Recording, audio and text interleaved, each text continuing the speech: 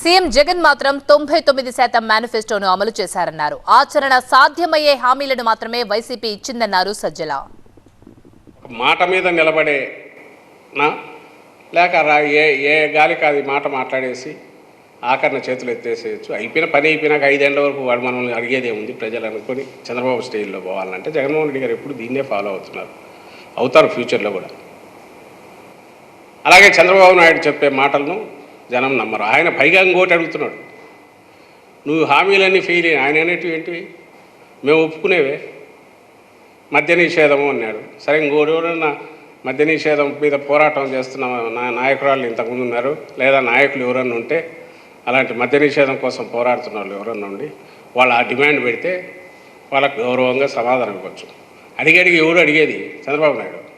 చంద్రబాబు నాయుడు ఇప్పుడు ఊరు తిరిగి ఏం చెప్తున్నాడు, మీకు క్వాలిటీ మద్యం అతి తక్కువ సరసమైన రేటుకి ఇస్తాను, ఎంత కావాలంటే అంత ఇస్తాను మీకు అని తను ప్రమోట్ చేస్తున్నాడు. ఇతనికి అర్హత ఉంది అసలు అడిగే హక్కు?